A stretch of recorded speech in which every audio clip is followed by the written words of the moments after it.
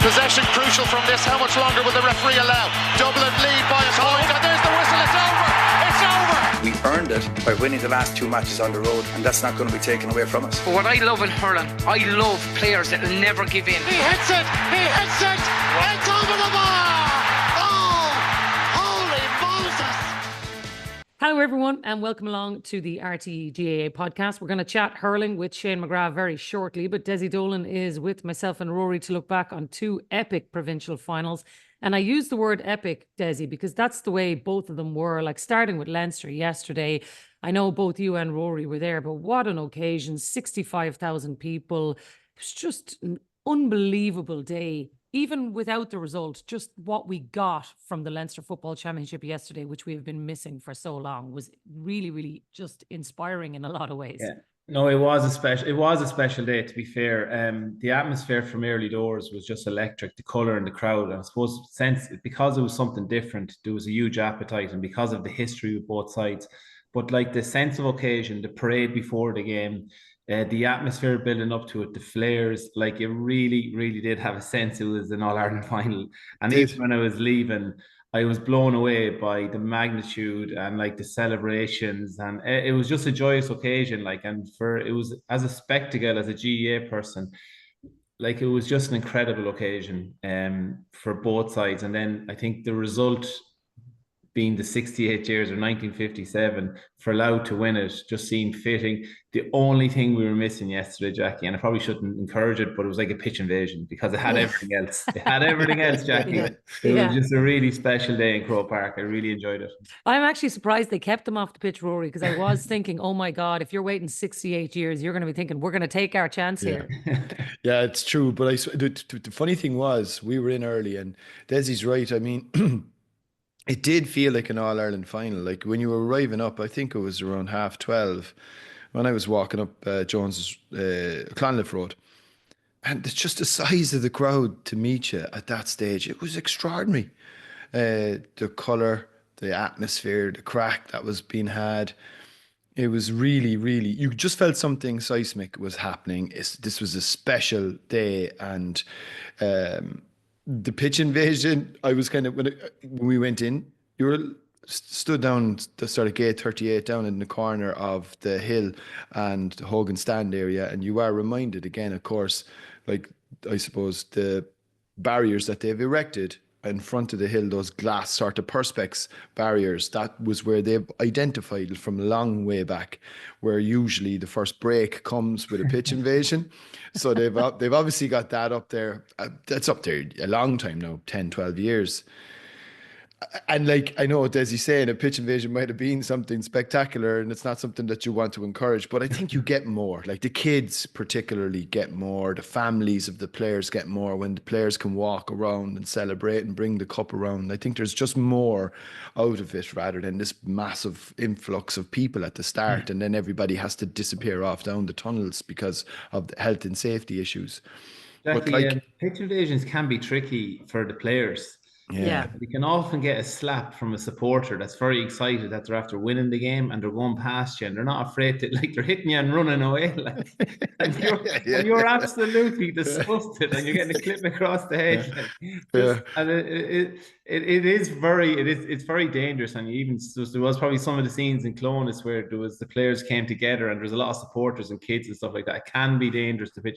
Obviously, it's just I suppose we're trying to just say it was just the sense of occasion, and the only thing it was missing was the people. But like at the same time, they're dangerous than pitch invasions. Yeah, they are very dangerous. Do you know one thing that we do get from that though is, and Rory, you'll have seen this from the other side when you're producing programs, sometimes you ask teams for access and it's very hard to get that in modern day GAA sometimes. But because given the novelty factor in Meath and Louth, there was obviously an agreement that cameras were going to be allowed into the dressing room. There was obviously a homecoming, which Marty went to last night.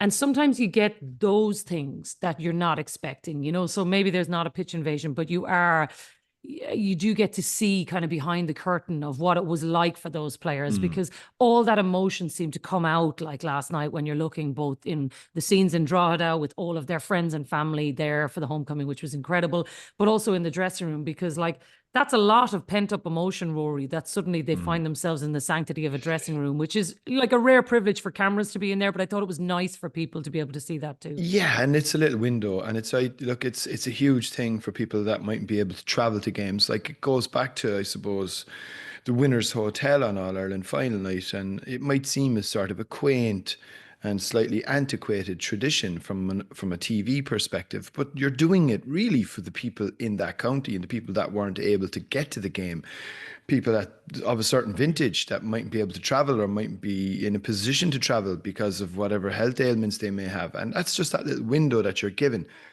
the people at home, and I think it's really important. And it was great to see so much access again last night. And you get that as well when a team makes a breakthrough, because it's all new, you know, that they haven't realized, hang on a second, we need to pull the shutters down here. But I think, though, to be fair as well, one of the things that I would admire about Ger Brennan, he kind of is a bit of a rough and ready, like, let's embrace it, let's just roll with it. And I think that kind of transmits to his players, because I think particularly in getting into the game itself, like, they didn't start the match well, but there was never, I felt, any sense of panic either. And I think that stood to them going down the home straight. Yeah, I think you're right. And actually, if you think about it, Dessie, I know they've been playing Dublin in the last two Leinster finals, but they have been there. They know what it's like. They know if they can hang in there, as they did against Dublin last year. I know they ended up losing the game, but it was only by 4 points. And you may argue this is a Dublin team going in a different trajectory. But I still think Louth have learned so much. They have been the better team against Meath over the last number of years. They must have learned lessons. And even when they didn't play at their best yesterday, they still found a way to win. Yeah, absolutely. I'll come back to that in a second. But it just reminded me when Rory was talking about the access. Paddy O'Shea, when he was with us, had a camera crew with him everywhere we went. We were like, is this normal? I was like, that's what winners do. We get the camera crews in the dress rooms. You'd be walking around on the towel and stop. But sure, then you get marooned out of it, and it was amazing.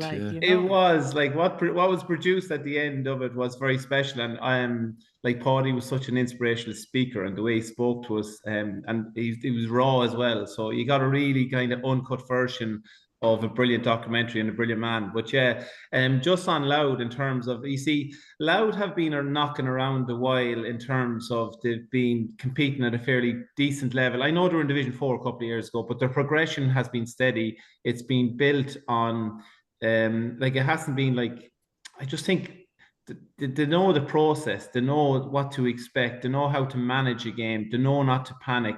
Even if you think of the Kildare game, they were well down, they were struggling with the high ball into the full forward line.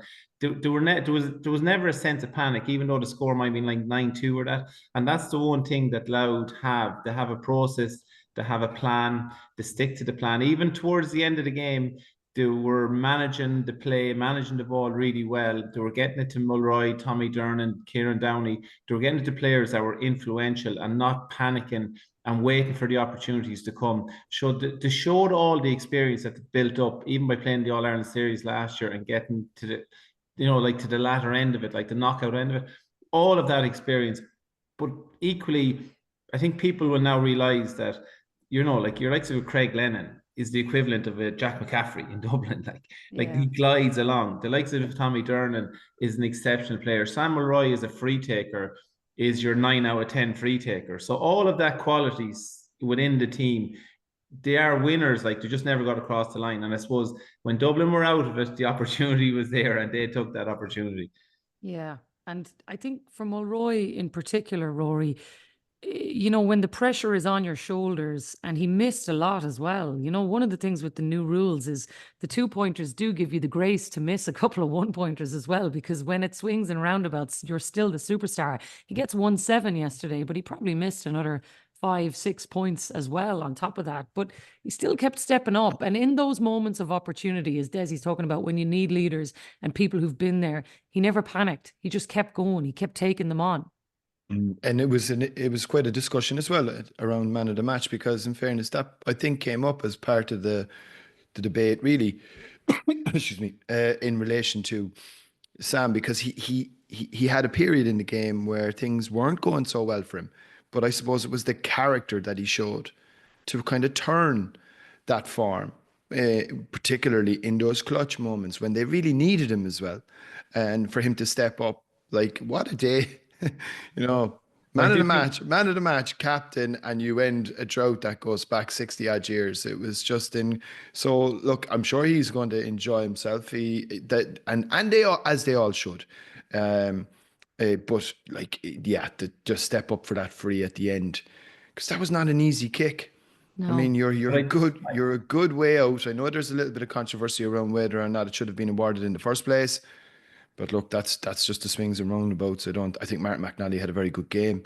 Actually, he's an excellent. Both referees in both provincial finals, outstanding, by the way. Yeah. But yeah, look, he stepped up when they needed him most, and he delivered.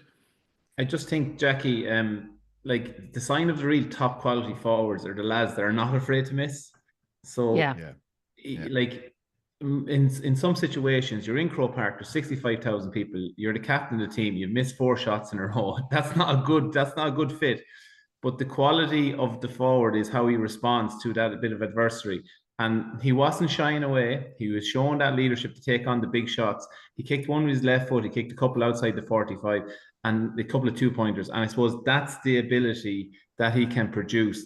And ultimately, like if you look at any quality forward, like the likes of David Clifford, he's shooting the lights out, but he's missing a few as well. Like, and it's not affecting him. Whereas in that situation, in that melting pot of 65,000 Croke Park, you're the captain. It can affect certain players. It didn't affect him, and that's the measure of the man.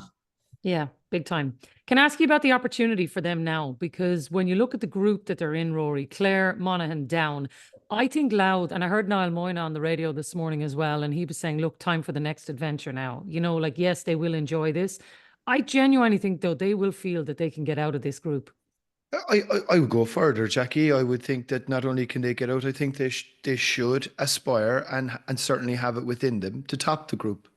I mean, what fear would Clare or Down have for them? Monaghan, in fairness, have probably been operating at a higher level for a number of years, but they were in the same division in the year just gone. And I think, look, targeting first place, getting that bye week, I think is absolutely within their remit.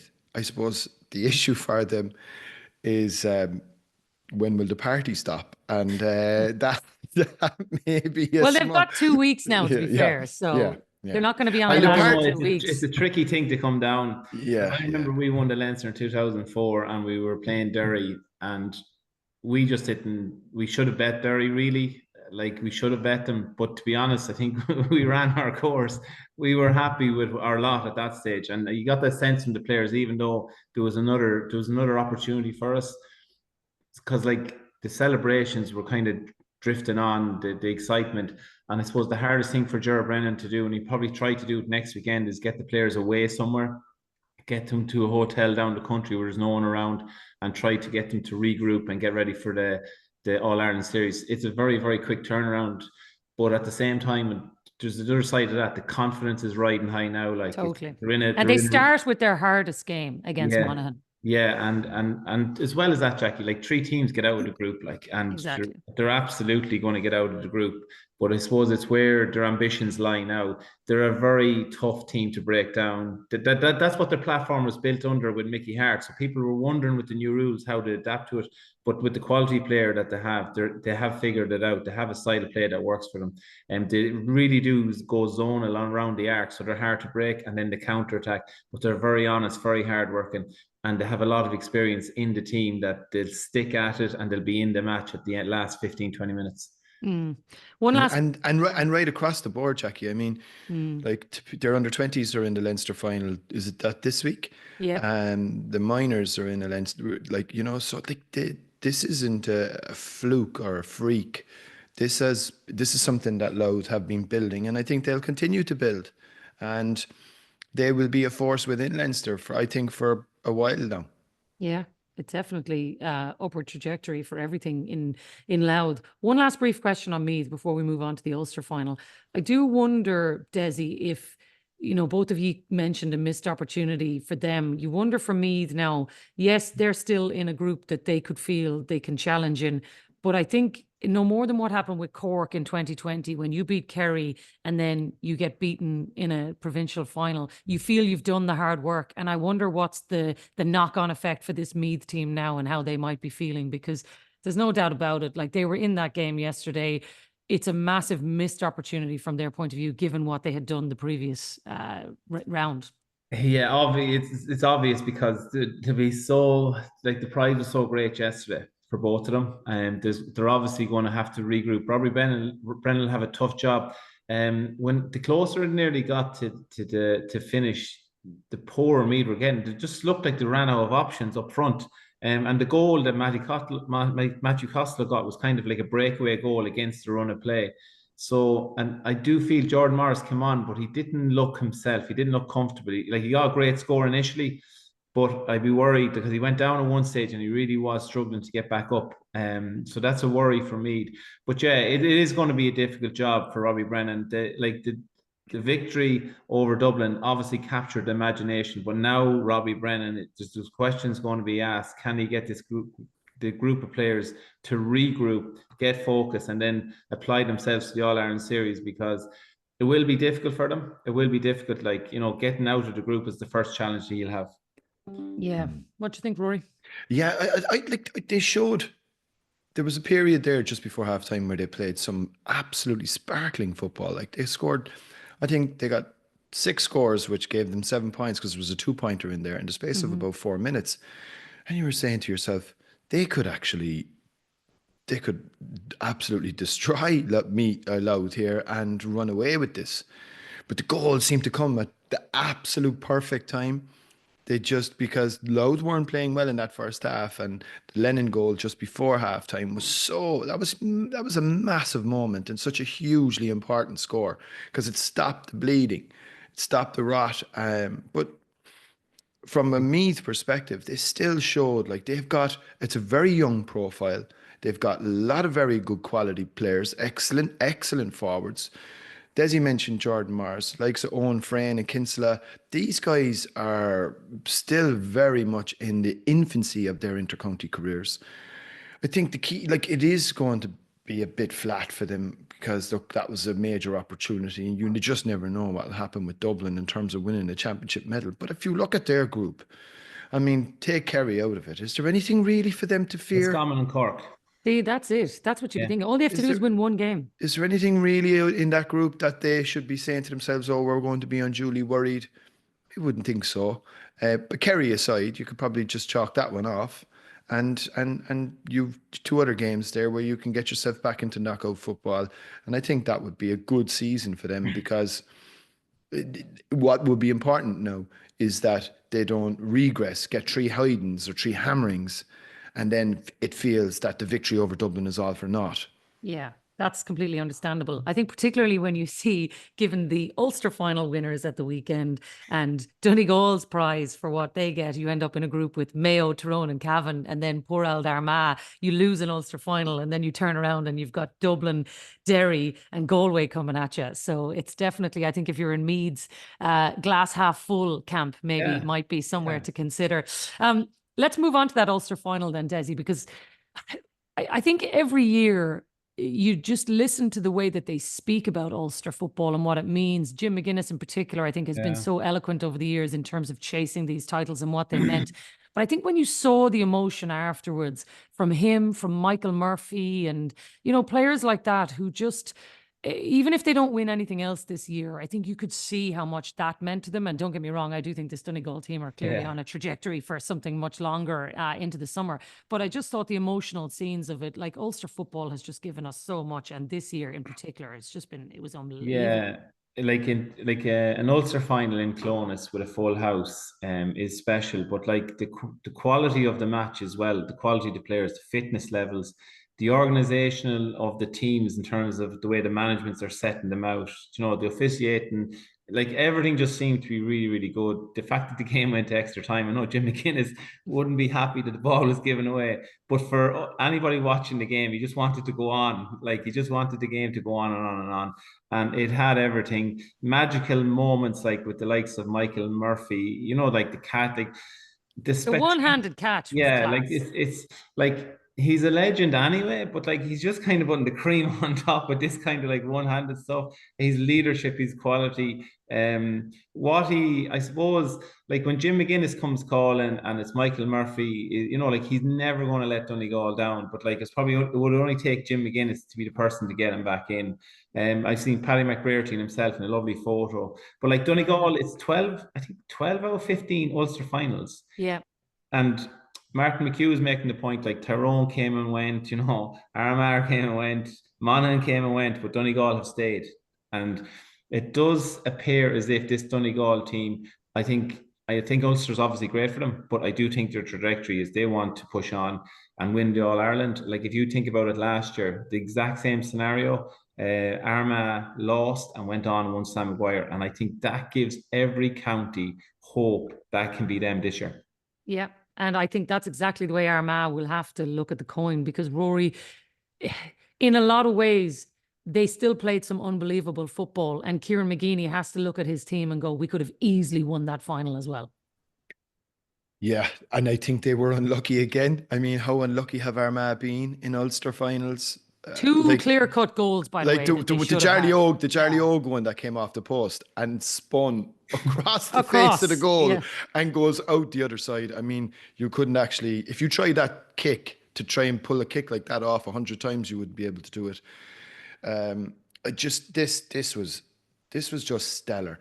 I actually think as well, Jacqui, and like my Ulster friends probably won't like me for saying this, I think the new rules have been a godsend for Ulster football, because I think there was a sort of a perception out there a lot of the time that there was a nature to the way Ulster teams played. It was quite turgid, that it wasn't the most pleasing aspects, that the skillful player wasn't maybe put at a premium, and that teams were generally looked more grinded out rather than play with that sort of flair or quality that we know they have as well.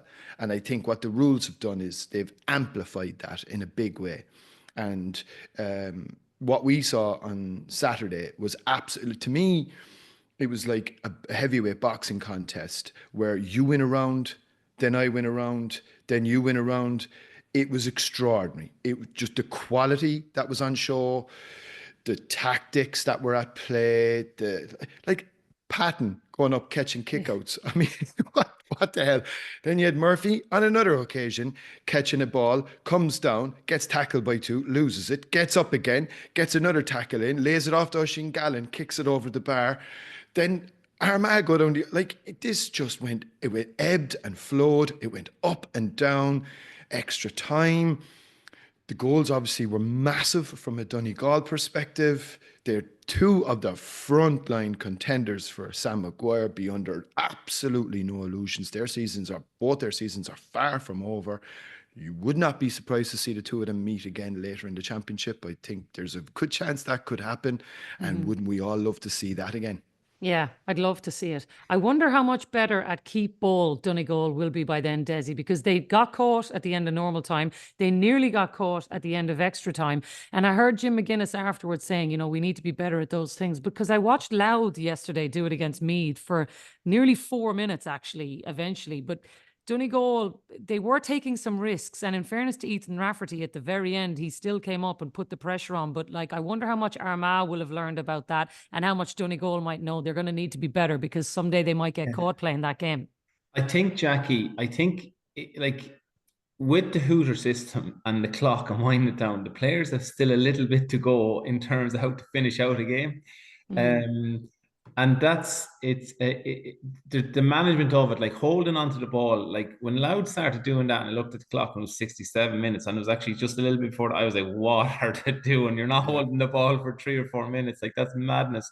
But like the opposition then probably weren't clever enough to everybody push out, lads. Everybody has to get out. So it's difficult then as a player, because you're absolutely gassed. At 67, 68 minutes in the clock, you're gassed. You're after running your legs off in Croke Park, and the opposition have the ball. The management of it is something that teams need to look into a little bit more, I think. And I think all the teams around the country are looking at that going, right, we need to figure out, like, when there's a minute on the clock and we have to keep that ball for a minute, what is our best strategy? Because the hooter is there, it's our friend if we keep the ball, but if you turn over that ball, the opposition will get an opportunity to score, which is very exciting. But you know, though, isn't it, though, that the players have much more control over it now, though, Dessie? Because, you know, before you could be getting into the territory where we have how long we're going to have to keep the ball for. Whereas they can literally see it counting down. They know 40 seconds is all we got to do. Yeah. Whereas before it was in the referee's hands. So I think players need to take ownership there. Well, that was the frustration, Jacqui. We've all been in to the pitch or the stadium, and the referee is like, he's playing it on another minute. He's playing it on. And everybody's like, where is he getting the time from? And the referees, is his call, is his judgment. Not anymore. Like, it's there for everybody to see. But the management of it is certainly difficult. When players are tired, even in possession, if you get tangled up at all, I don't think the referees have much sympathy for you, because they're looking at you passing around the ball. They nearly want the opposition to get their hands on it. But it is something that I've noticed in the last couple of games. It's becoming more important in the matches and more important in the bigger matches. So teams are looking at it. But I just felt yesterday with Louth, with the magnitude of the situation, they were very brave to hold on to that ball for as long as they did. And you did, and the other thing you're starting to see as well, Jacqui, like going back to the Ulster final, like the amount of lads that were going down with cramp, particularly in the extra time period, like there's a huge amount of management now involved in trying to make sure that you have healthy bodies on the field when you're getting into the most difficult period and the most crucial period of a game. This is a big challenge there as well. Rory, you're saying that Jim needs to train his players harder? Is that what No, absolutely no. I'll tell you one thing though, that they like, and I know, look, it's quite a boring thing at this stage to analyze kickouts, and I'm sure even from a TV perspective, people are fed up of it. But Sean Patton's kickouts should be illegal. I mean, there should be a rule brought in. They can call it the Patton rule, like for a fella to be able to land a kickout almost into the half forward, like nearly into the full forward line in football. I mean, incredible stuff. Yeah, it's unbelievable. I think they'll meet again though, Dessie. You know, I do think, the arguments around the best team, I know people will always have their rankings about who's the best team in the country and whatever, but I do think on evidence, if we got another meeting between Donegal and Armagh and it was anything like that on Saturday, I think people would be just licking their lips for it. But I do think we're heading for a really exciting stage in the championship. Like the All-Ireland's, like the groups, there's probably not enough jeopardy in the group, really, like with the three going through. That's fine.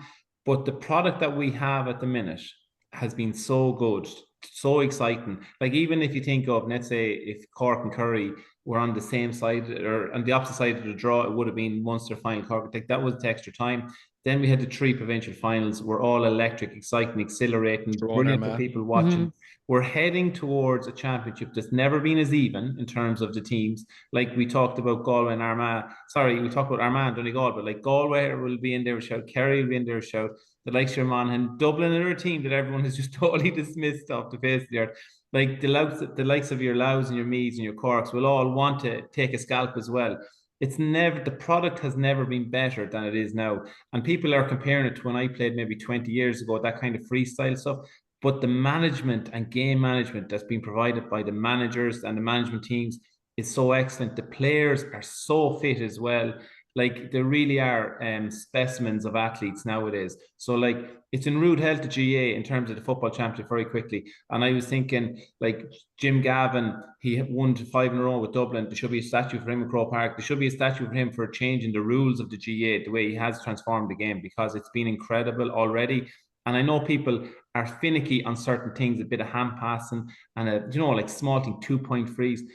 But like, there's a reason for every decision that Jim has applied, and his remit was to make it an exciting and exhilarating game in amateur game in the world, and he's not far off it. Like, to be fair to the man.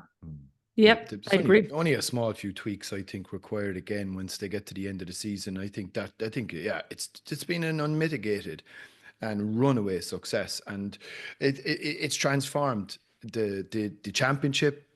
Dessie's mentioned all the great games that we've had. There's going to be some classics coming up. I mean, Dublin Galway next weekend, and then like Desi's on about that Dublin have been dismissed, but look at their run now. So they've got to go down to Salt Hill next week, and then they have Armagh coming. Like, that is tough. Yeah. That is But tough then now. again, if they can win one game and get out, get all their players back, suddenly they're back on the road, and everybody's thinking maybe we shouldn't write them off. Croke Park, Jacqui. Exactly. They're not bad in Croke Park, you know. Exactly. That's all they need. Come here, before we run out of time, just one word to finish off on the Tailteann Cup, Dessie. And I think what you did see this weekend is the teams who are taking it very seriously and the teams who are not. Obviously, very significant victory for Carlow in Fermanagh. But even with your own Westmeath, just important to see that what Luke Loughlin said after they lost to Kildare, that they were going to go hard for it. Looks like there was evidence of that yesterday, and they're not the only team. And I think that has been significant for the Tailteann Cup, that you do see the likes of Westmeath, Kildare, these kind of teams who are actually putting their best foot forward on the opening weekend and showing people that winning this competition is actually of value, as you have said before. Yeah, well, it's the golden ticket. The golden ticket is the All-Ireland series. So all of them teams, Kildare, Westmeath, Fermanagh as well, Offaly, they're all looking for that ticket that they're getting All-Ireland series. And when you get the golden ticket of the All-Ireland series, you get bigger crowds, you get massive matches, you get the opportunity to play maybe on TV. All of that stuff is much bigger in terms of a prize than the Tailteann Cup at the minute. So they all know that. My father years ago gotten bothered because when you lost your provincial first round, you were thrown into the Tommy Murphy Cup. And he got in a lot of bother back then because he kicked up a wild fuss about it, saying you can't be doing that to the weaker counties. And I suppose that's the worry, because all of a sudden people are saying, like there should be a third tier in Gaelic football.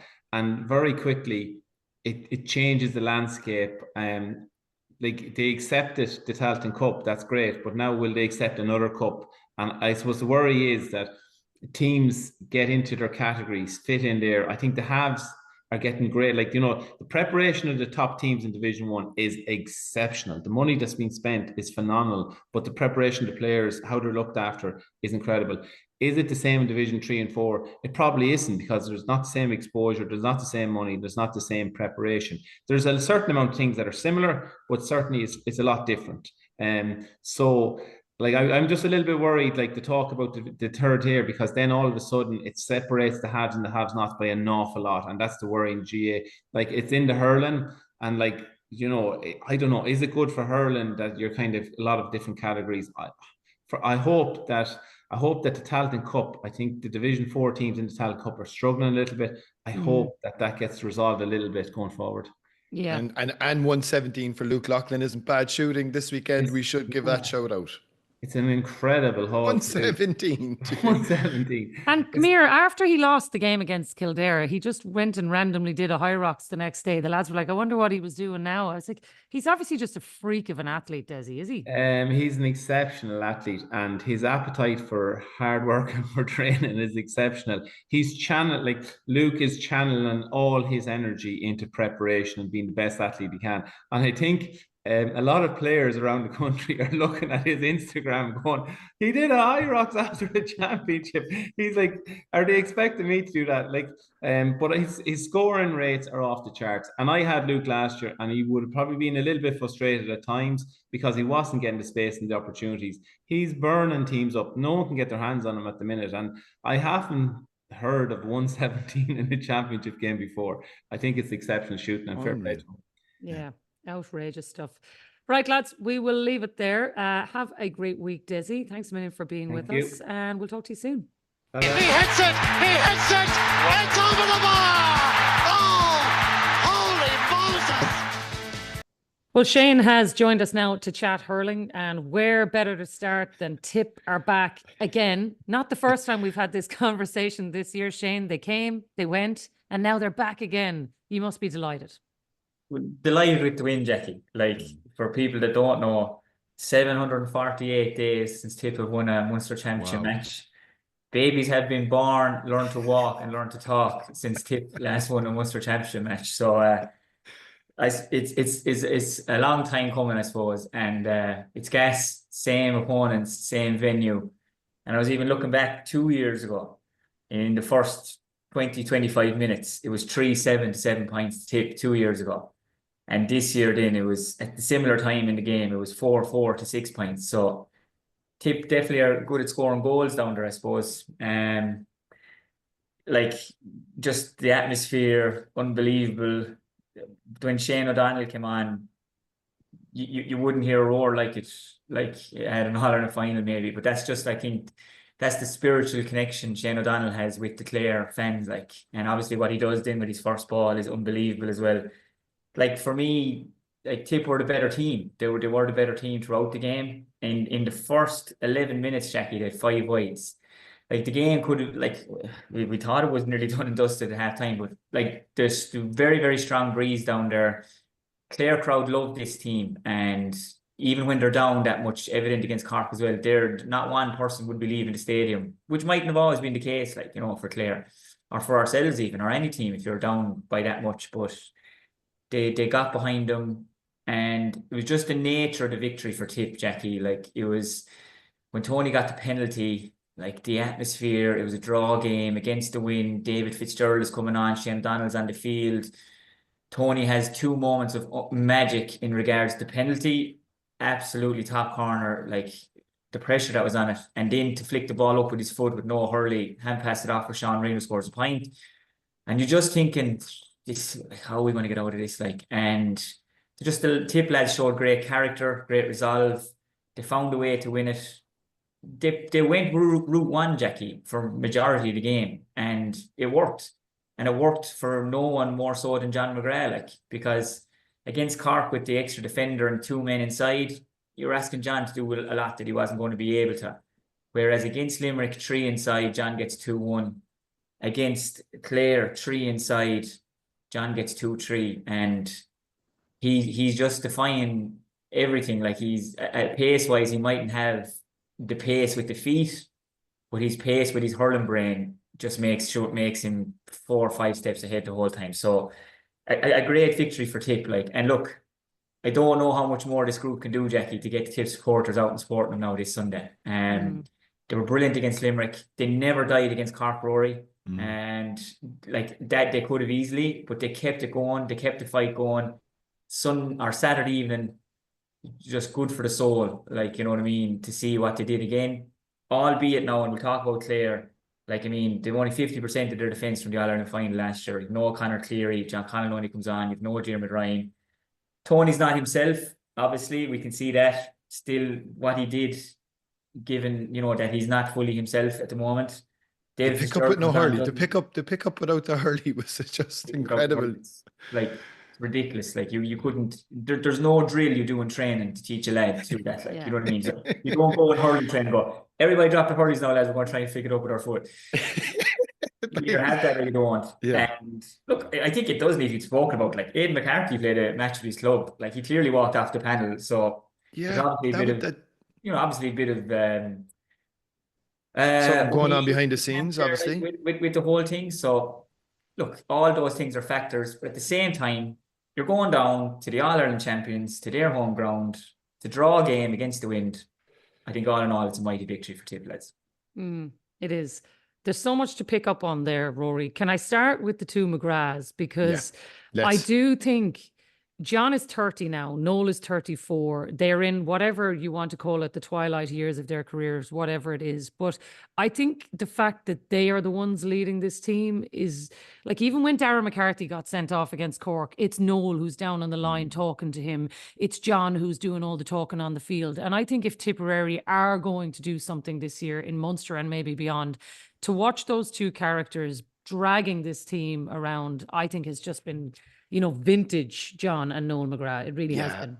And a privilege to watch them still, particularly Noel, because look, the reality is we all know Noel probably doesn't have too many years left, and he played a ball at one stage. Now, it didn't result in a goal on this occasion to John, and it was only a pass that Noel could see and execute, and it was just so exquisite. And John took the shot, and I think it might have been deflected over for a point, but it was just glorious. Like, and just the leadership, the way the team will rally around figures like that. You do have a lot of younger players that are kind of trying to find their feet and on the inter-county stage. To have a character like Noel there, I think will bring so many of those players on in spades. I wouldn't have known, I'll be honest with you, Shane, I didn't really know a huge amount about Andrew Armand.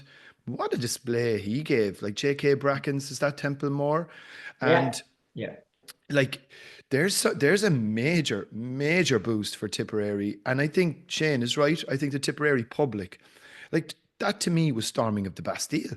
Like to go down there and to beat the All-Ireland champions when you know your season's on the line, and I've seen it this morning. I think Owen Cormacan has it in the Irish Examiner that there are ways back for Clare, that if this happens and that happens, I think they're gone. I think it would be absolutely extraordinary for anybody to get out of Munster with 3 points. I don't know if it's ever happened before. No, I don't think it has. I was just looking through it, Rory. No one has ever got out on 3 points. Yeah, no. I think they're gone.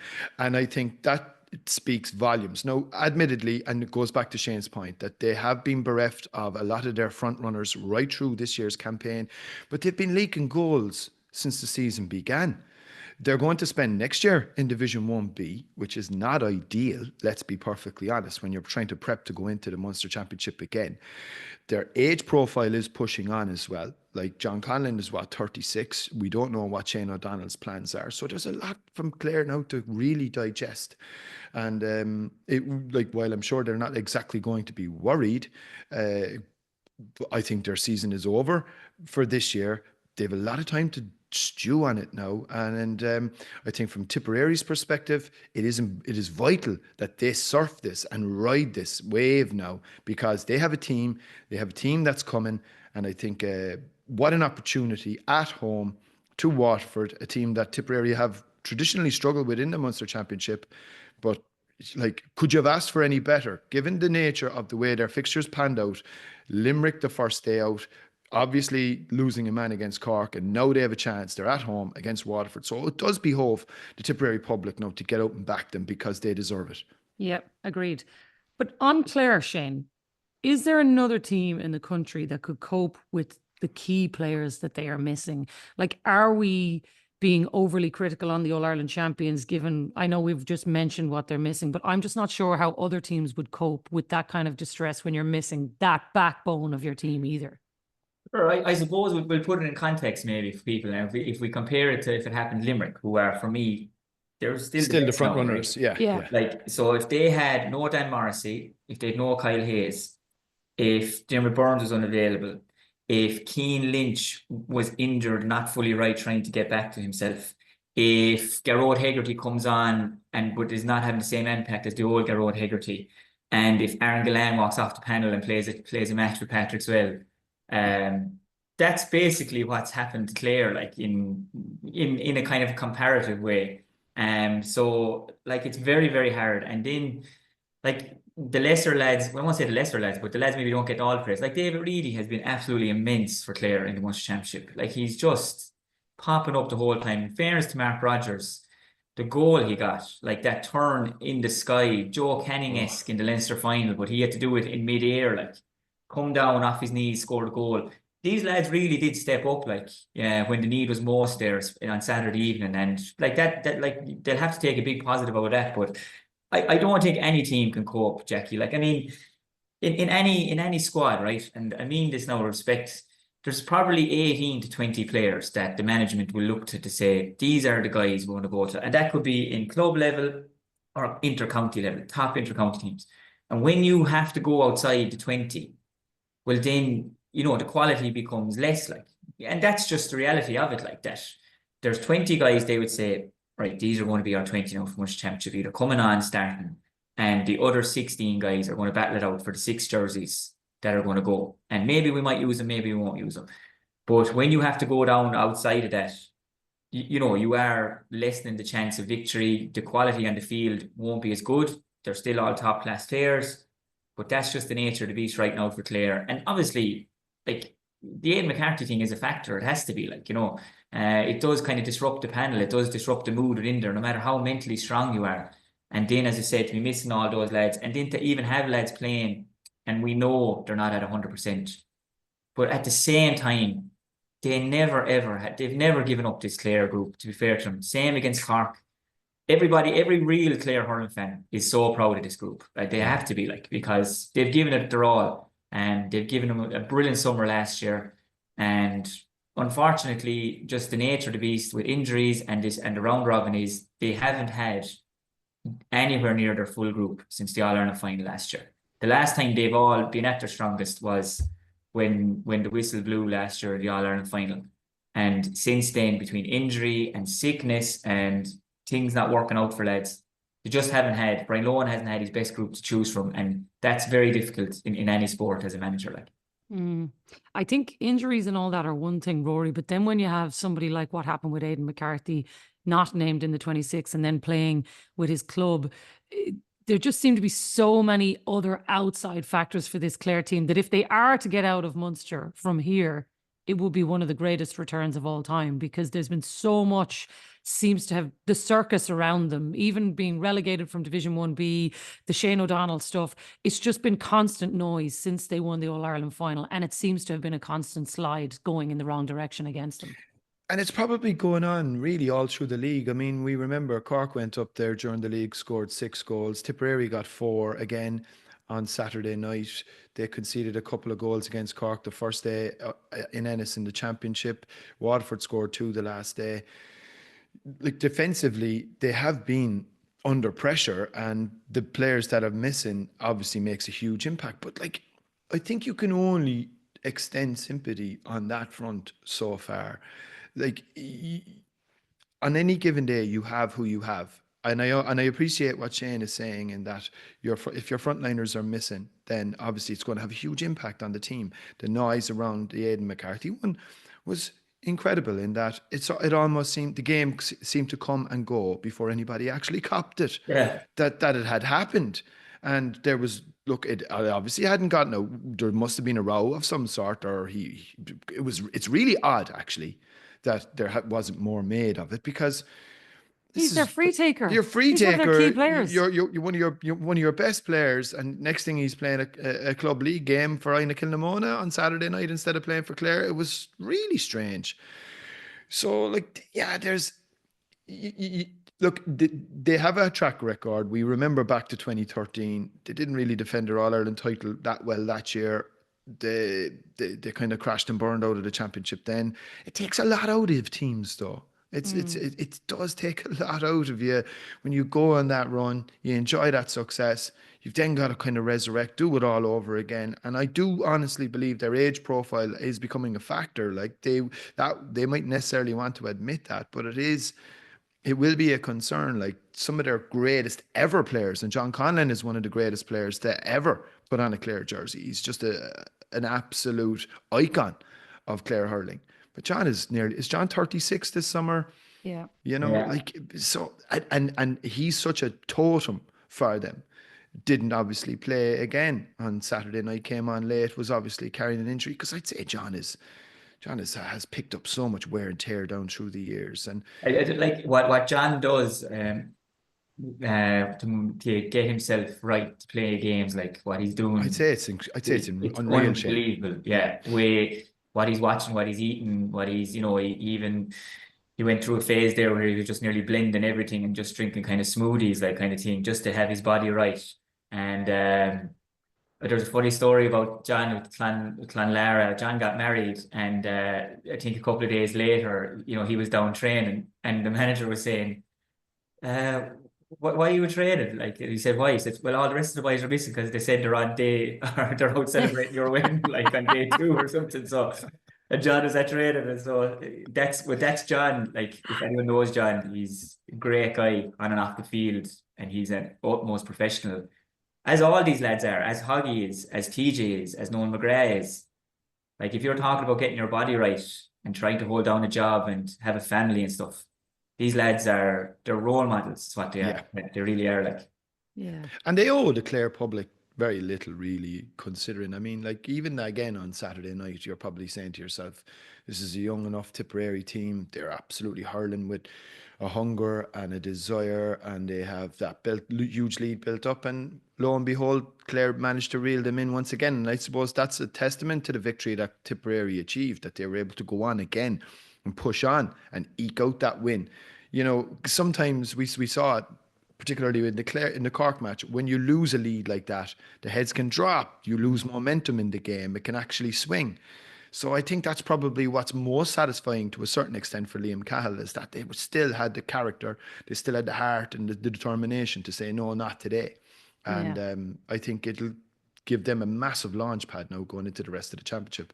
Yeah, huge launch pad for Tip. And we'll see what happens with Clare, because it'll be a Houdini-like escape if they can manage to beat Limerick and then find something with results going their way to be able to get out of Munster. What about Leinster then? Because it does seem probably there was a lot more predictability around what we saw this weekend.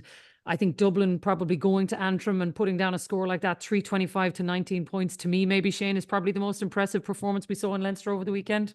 Yeah, and I just like say, put in context for people that 2 years ago, Dublin went up there and were lucky to get a draw.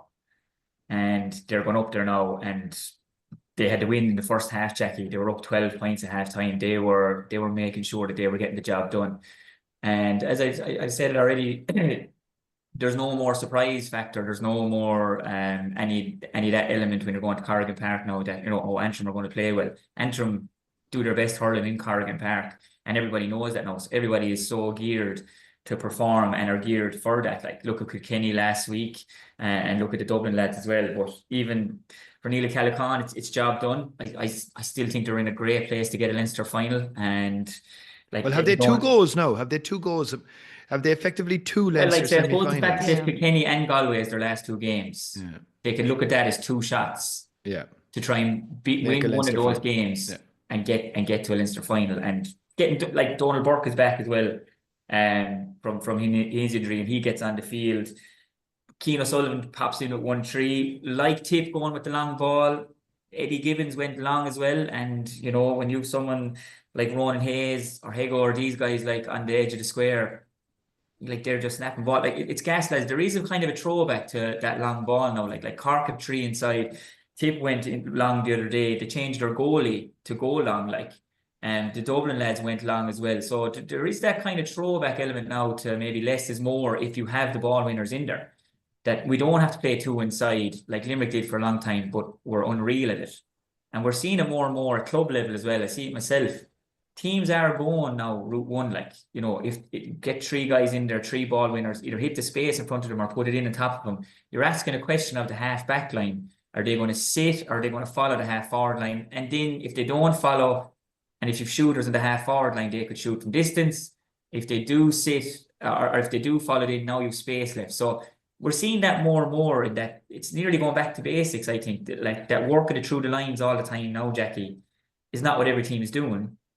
Dublin are going long, and they're getting fruition out of it as well. But Davy, he kind of sounded a bit frustrated there with his interview, I suppose. He said, look, he's finding the journey hard.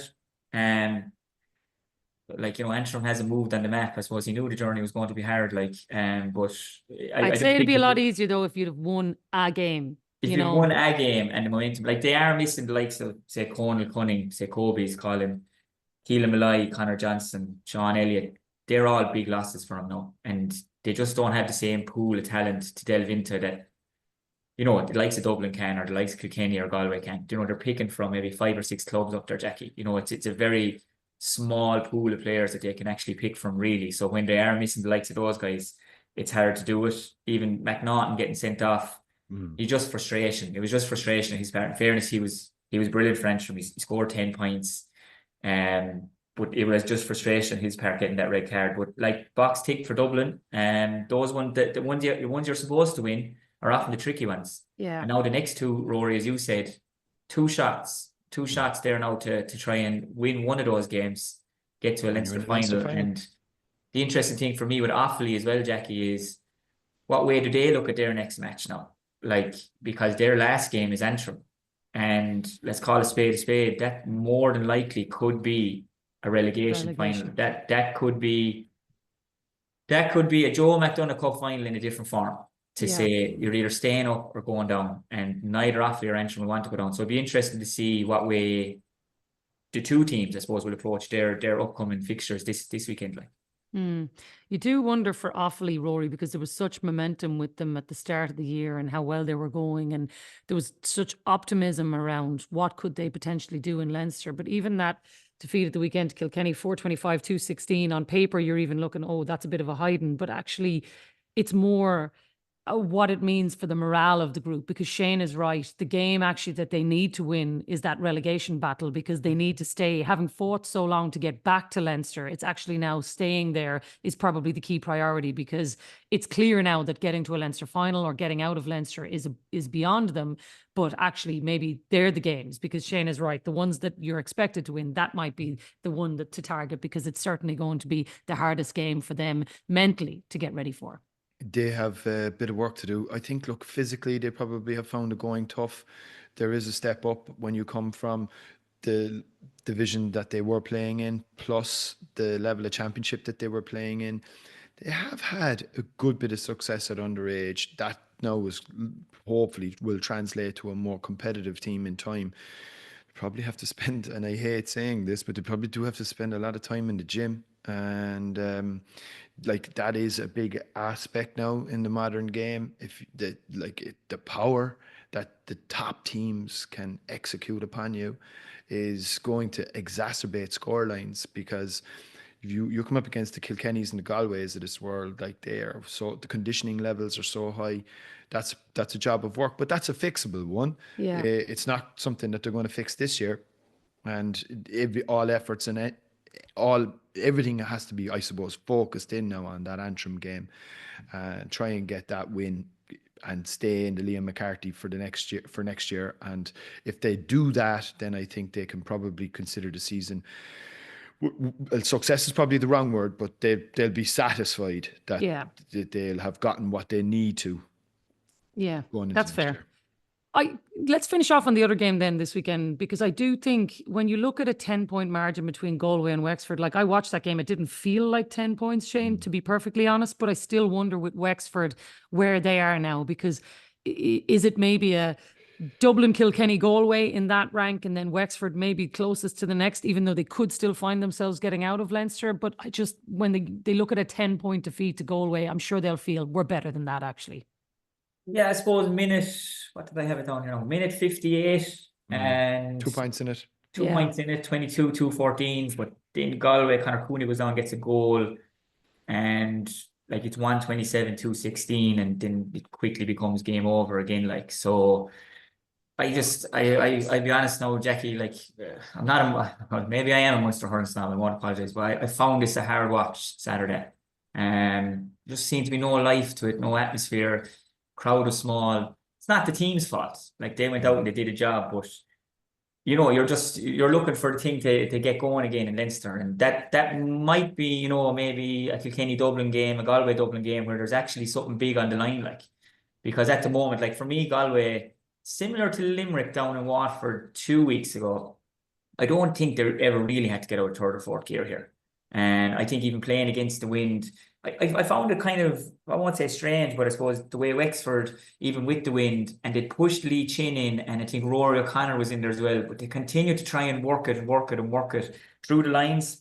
And I just think if they went route one more with the form that Lee Chin is in, maybe they might have got more out of it. And that was always going to be a very, very hard ask for them in the second half to get at them. But as I said, 12 minutes to go to get it back to 2. But for me, Galway always looked like, right, if we need to go up a gear here, we will, and they win the match. Cathal Mannion is in hurler of the year territory at the moment. Unbelievable. Like 17 points. Like he scores 11 frees, he's 6 points from play.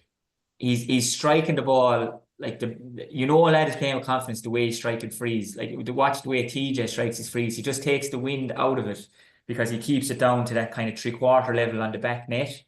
What I mean by that is, like, say some free takers hit their frees very, very high and the wind can catch it, like, but TJ just drills it. And I remember Owen Kelly used to always say to us, like, the more you drill it, the less the wind is a factor. And the way Cathal Mannion is striking his frees, he's just drilling them because he's playing with such confidence at the moment. And from a Galway point of view, you'd be nearly worried if something happens to this guy who's stepping in, no more so than if something happened Joe for him. Like, Mannion has taken over that mantle now, and he's taking the frees. Everything is going through him. He's playing with confidence, hurls confidence. He's bringing other guys into the game. He's asking a big question of the 6 now. So next week, I don't, like, maybe he's a guy that needs to play all the games, Jacqui, but I cannot see him playing any part of the Galway Antrim game. There's no need for him. Because, like, I'd say you're going to see 10, 11, 12 changes there. Micheál knows, you know, you won't need it, like, because Antrim now will be without those guys and without James McNaughton now as well. So they are going to be seriously depleted. And they know, as I said, their big game is coming 2 weeks' time, not next weekend. So I'd say you'll see the raft of changes for Galway. Micheál Donoghue will use it as a kind of a, I don't know, official A versus B game, if you want to see that, like that. He'll give all the guys on the periphery a go and say, here you go now, here's your chance. Go out, you hurl well. Maybe you might get on a match day panel. You hurl unbelievable. Maybe I might start questioning who the guys are starting. And I think it's a win-win for Micheál in that regard. For Wexford, I don't know. I think it's been a tough Leinster championship for him. And like losing up in Parnell Park, and with controversy and everything, the circumstances. I think that probably took a lot out of him mentally. And then at halftime the other day, when they didn't have it, you know, when they weren't up with the breeze, it was always going to be a big ask of them. But look, they could still get something out of this. But like, as I said, for me, I'm looking at it as it's in Dublin's hands now if they want to get to a Leinster final, like, so. Yeah, I think we'll finish off on that, Rory, because I do think that's probably the way the lie of the land sits. Wexford have Offaly this weekend at home, and they'll feel if they can win that game, yes, they can put themselves in the shake-up. But if Dublin were to go and beat Kilkenny or Galway, they're suddenly in the driving seat. And it does feel like it's those three fighting it out for those top spots. Yeah, and I think the run of fixtures has suited Dublin. They had a job of work to do, get 3 wins on the board, and give themselves now an opportunity to take 2 bites at going for a Leinster final berth. And I think that's an outstanding year's work from Neil O'Callaghan, to be fair. Like, he's done a really, really good job so far. So look, we've seen this before. The only issue, I suppose, from a Dublin perspective is when they've gone in against Kilkenny, sometimes with some momentum behind them, everybody has said, oh, look, this could be the time. And then we end up seeing what we end up seeing, which is not pretty sometimes. And we saw it last year. They didn't fire a shot, really. And this time round, going down to Nolan Park, 3:00 on a Sunday, you would hope that they'll be able to get in there and mix it. I think there's a different vibe off them this time round, but we'll see. Yeah, we'll see. Time will tell. Lads, we'll have to leave it there. Shane, thanks a million for being with us as always. Looking forward to another cracking weekend of action. And we'll be back on Thursday to preview it all. We'll talk to you then. Don't forget to like and follow wherever you get your podcasts. We'll talk to you later in the week. Lead by a point, and there's the whistle. It's over. It's over.